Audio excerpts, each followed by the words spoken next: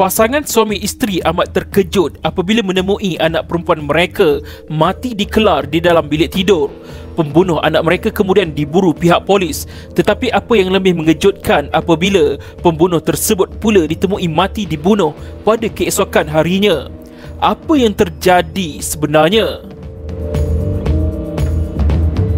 Pada jam 6.01 pagi pada hari kejadian, pembantu rumah datang ke rumah majikannya untuk melaksanakan tugasan hariannya, iaitu mencuci dan membersihkan rumah. Apabila pembantu rumah sampai di rumah majikannya, dia menekan loceng rumah.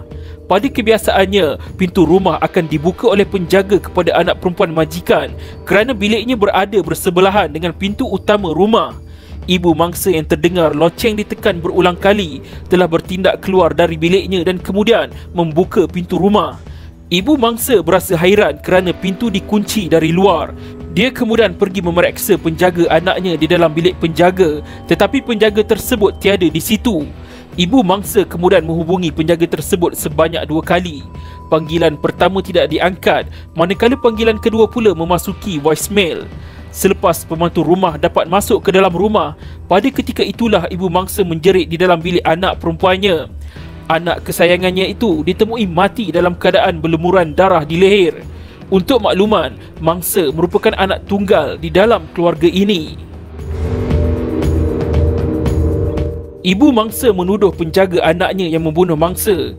Ini kerana pada malam kejadian hanya ada 4 orang sahaja di dalam rumah. Ibu mangsa mengatakan dia dan suaminya tidur di dalam bilik mereka sendiri pada malam kejadian, dan ini menunjukkan hanya penjaga yang ada bersama dengan mangsa pada malam tersebut. Untuk makluman, penjaga sangat rapat dengan mangsa dan menganggap mangsa seperti anak kandungnya sendiri. Mangsa dijaga dengan penuh kasih sayang oleh penjaganya. Apabila polis tiba di lokasi kejadian pada jam 7.15 pagi, ibu bapa mangsa mengatakan hanya ada 4 orang sahaja di dalam rumah pada malam kejadian, iaitu ibu, bapa, anak dan penjaga. Ibu bapa mangsa juga mengatakan mereka tidak mendengar satu bunyi pun ketika pembunuhan itu berlaku. Ini kerana pintu bilik mereka tertutup dan penghawa dingin di dalam bilik mereka mengalami kerosakan, iaitu mengeluarkan bunyi yang amat kuat sekaligus menghalang mereka mendengar sesuatu bunyi dari luar bilik mereka. Polis mula mengesyaki pembunuh gadis tersebut adalah penjaganya sendiri. Kini penjaga kepada gadis tersebut merupakan suspek utama dalam kes bunuh ini. Pegawai siasatan telah mengarahkan pasukan polis memburu penjaga gadis tersebut di kawasan berhampiran. Polis beranggapan penjaga tersebut mungkin ingin larikan diri dan keluar dari kawasan tersebut. Penjaga atau suspek utama di dalam kes ini merupakan seorang lelaki yang bernama Hemraj Banjadi, 45 tahun, didakwa membunuh anak majikannya iaitu Arushi Talwar, 13 tahun, dengan menggunakan pisau kukri di dalam bilik tidur Arushi di Noida, India pada 16 Mei 2008. Ibu mangsa pula bernama Nupur Talwar, manakala bapa mangsa bernama Rajesh Talwar. Ibu dan bapa mangsa merupakan doktor gigi di sebuah klinik. Pada keesokan harinya, apa yang lebih mengejutkan apabila suspek utama pula ditemui mati di bahagian rooftop di bangunan sama yang didiami Arushi sekeluarga. Mayat Hemraj ditemui dalam keadaan berlumuran darah dan separuh reput. Mayat Hemraj juga tidak menunjukkan sebarang tanda-tanda dia membunuh diri. Ini menunjukkan dia dibunuh oleh orang yang sama yang membunuh Arushi. Memandangkan suspek utama kepada kes bunuh mangsa juga ditemui mati dibunuh. Jadi, siapakah pembunuh sebenar? Pihak polis mula mengesyaki pembunuh sebenar adalah ibu dan bapa Arushi, tetapi mereka berdua menafikan yang mereka membunuh anak mereka sendiri. Kes kemudian diserahkan kepada pasukan penyiasat elit. Apabila siasatan dilakukan, pasukan penyiasat menyatakan pembunuh sebenar adalah rakan kepada Hemraj. Pasukan penyiasat elit menyatakan pada malam kejadian, Hemraj bersama 2 orang rakannya menonton televisyen bersama-sama di dalam bilik tidur Hemraj yang terletak bersebelahan dengan pintu utama rumah. 2 rakan Hemraj ini kemudian masuk ke dalam bilik tidur Arushi secara tiba-tiba atas niat ingin melakukan sesuatu yang tidak senonoh kepada Arushi. Pada saat inilah berlakunya tragedi yang menyayat hati. Berkemungkinan Arushi terjaga pada saat itu dan salah seorang dari rakan Hemraj telah bertindak memukul kepala Arushi sehingga membuatkan Arushi tidak sedarkan diri. Selepas itu, mereka bertindak mengelar leher Arushi. Bagi mengelakkan perkara itu diketahui oleh ibu bapa Arushi, dua rakan Hemraj telah bertindak mengheret Hemraj ke atas bahagian rooftop rumah dan kemudian dia dibunuh di atas bangunan tersebut. Ini berkemungkinan Hemraj melihat tindakan tidak senonoh dua orang rakannya itu terhadap Arushi. Akan tetapi tiada bukti saintifik yang menunjukkan rakan Hemraj yang membunuh kedua-dua mangsa. Ini kerana tiada cap jari diambil di lokasi kejadian kerana pasukan forensik tidak dipanggil. Oleh sebab itu, tiada dakwaan dibuat di mahkamah kerana bukti dikatakan tidak mencukupi. Disebabkan pasukan penyiasat elit pertama gagal membuktikan pembunuh sebenar, pasukan penyiasat elit kedua pula telah mengambil alih kes ini. Pasukan elit kedua mempunyai teori yang berbeza dengan pasukan penyiasat elit pertama. Pasukan penyiasat elit kedua menafikan pembunuh sebenar adalah rakan kepada Hemraj. Mereka mengatakan pembunuh yang sebenarnya adalah ibu dan bapa Arushi. Mengikut dari siasatan pasukan elit kedua, mereka mengatakan pada malam kejadian di antara jam 11 malam hingga 2 pagi, bapa mangsa masuk ke dalam bilik anak perempuannya setelah dia terlihat botol arak yang terbiar di atas meja di ruang tamu. Bapa mangsa mengesyaki Hemraj melakukan perkara yang tidak senonoh kepada anak perempuannya. Bapa mangsa kemudian menuju ke bilik anaknya dan setelah pintu bilik dibuka, dia mendapati Hemraj sedang tidur di atas katil bersebelahan dengan Arushi. Darah bapa mangsa menyirap melihat kejadian tersebut.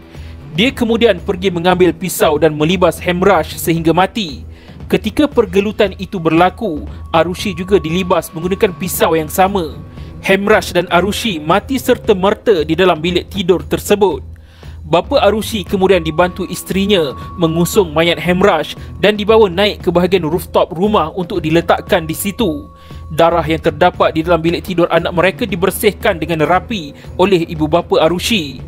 Disebabkan fakta-fakta inilah membuatkan pasukan penyiasat elit kedua mengatakan pembunuh sebenar adalah ibu bapa kepada Arushi. Namun, disebabkan ada percanggahan pendapat dalam siasatan oleh kedua-dua pasukan penyiasat elit ini, kes cuba ditutup dan tidak akan dibawa ke mahkamah untuk dibicara. Bagaimanapun, hakim menolak keputusan tersebut dan mengatakan kes tetap akan dibicara di mahkamah. Persoalannya sekarang, siapakah pembunuh yang sebenarnya? Adakah dua orang rakan kepada Hemraj atau ibu bapa kepada Arushi?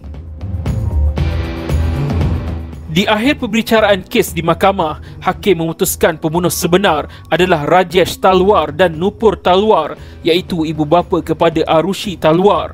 Fakta-fakta yang mengatakan ibu bapa Arushi yang melakukan pembunuhan adalah lebih meyakinkan mengikut bukti keadaan. Peguam bela kepada Rajesh dan Nupur kemudian membuat rayuan di Mahkamah Tinggi Allahabad. Setelah mendengar rayuan di Mahkamah Tinggi Allahabad, hakim memutuskan tiada bukti yang mencukupi untuk membuktikan Rajesh dan Nupur adalah pembunuh sebenar di dalam kes ini. Rajesh dan Nupur kemudian telah dibebaskan pada 12 Oktober 2017. Kelemahan pihak polis dalam siasatan kes ini juga menyumbang kepada kegagalan mereka membuktikan siapakah pembunuh sebenar.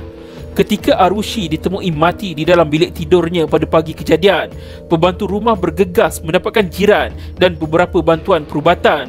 Ini membuatkan ramai yang hadir ke dalam rumah Arushi sekeluarga pada ketika itu. Apabila polis tiba di lokasi kejadian pada jam 7.15 pagi, polis mendapati sekumpulan 15 orang ramai sudah pun berada di ruang tamu rumah, manakala 5 atau 6 orang lagi berada di bilik tidur utama. Dengan kehadiran orang ramai di lokasi kejadian, sebelum ketibaan pihak polis telah mencemarkan integriti bukti DNA itu sendiri. Kebanyakan daripada 28 sampel cap jari yang diambil polis dari tempat kejadian adalah comot dan tidak berguna.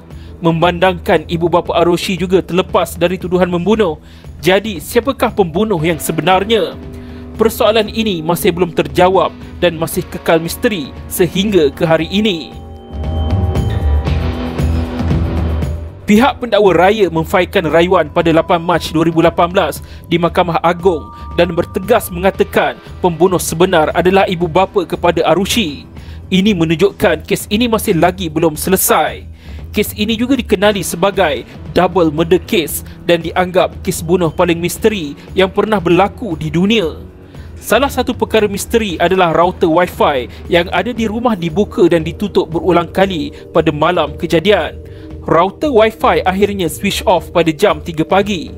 Adakah pada ketika itu mangsa sudah mati di dalam bilik tidur? Persoalan yang lain pula adalah kenapa ada botol arak di atas meja? Siapa yang meminumnya? Kenapa pintu bilik Arushi tidak berkunci pada malam kejadian seperti kebiasaannya? Siapa yang switch off router Wi-Fi pada jam 3 pagi? Persoalan-persoalan ini masih lagi kekal misteri sehingga ke hari ini.